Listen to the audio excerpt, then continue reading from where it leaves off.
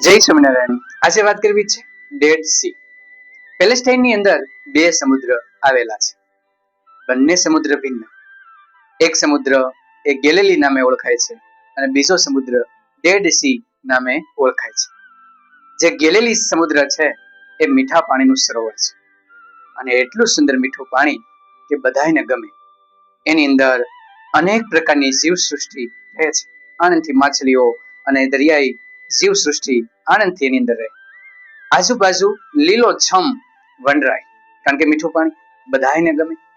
અને અનેક લોકો એ સમુદ્રની આસપાસ વસવાટ કરે છે, વસાહત છે.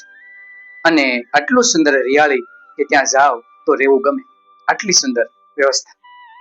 એ જ રીતે બીજો સમુદ્ર ડેડ સી, બસ ડેડ થયેલો, ખારા પાણી. ત્યાં આજુબાજુ કોઈ લીલોતરી નહીં, ખારા પાણીમાં થાય જ નહીં, એકદમ બેકાર રણ જેવો વિસ્તાર.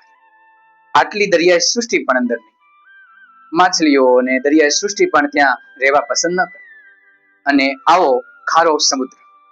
આ બંને સમુદ્રની અંદરથી જોર્ડન નામની નદી પસાર થાય. સૌથી પહેલા એ ગેલિલી સમુદ્રમાંથી પસાર થાય.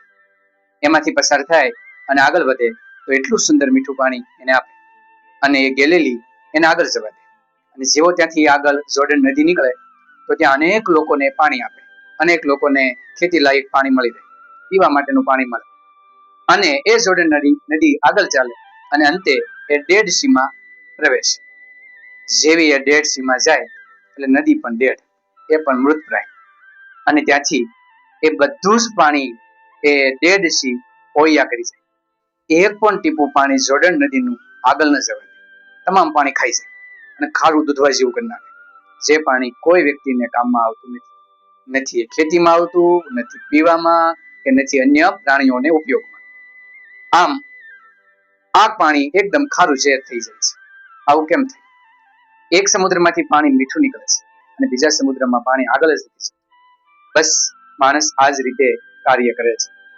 પોતામાં રહેલા ગુણો, પોતામાં રહેલી સંપત્તિ, પોતા પાસે રહેલા લક્ષણો, સારા કાર્ય કરવાની ટેવ એ અન્યને જો ઉપયોગી થાય તો એ માણસ ઉપયોગી બને. બાકી પોતામાં રહેલા ગુણો, પોતાની પાસે રહેલી સંપત્તિ, પોતાની પાસે રહેલા સારા કાર્ય એ બીજાને ન આપે તો એ કાર્યનો કોઈ ઉપયોગ નથી. જો બીજાને આપે તો ખીલી ઉઠે, સામેનો વ્યક્તિ પણ ખીલી ઉઠે અને પોતે પણ ખીલી ઉઠે. પણ એક ગુણ બીજા માટે ન વાપરે, માત્ર પોતાના માટે જ વાપરે તો એ ડેડ સી જેવો બની જાય. અને પોતાનો વિકાસ થાય તો તે મોટો બને, પણ ખારાશ છોડે નહીં, એનો ઉપયોગ બીજા ન કરે અને થૂથું કરીને નીકળી જાય.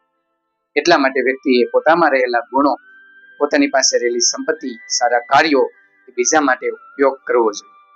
તો એ સરસ મજાનો ગેલિલી સરોવર જેવો સુંદર બને, બીજાને ઉપયોગી થાય, આજુબાજુ વનરાઈ જામે અને પ્રાણીઓ આવીને શાંતિથી બેસે. આપણે નક્કી કરવાનું છે ગેલિલી બનવું છે કે ડેડ સી બનવું છે.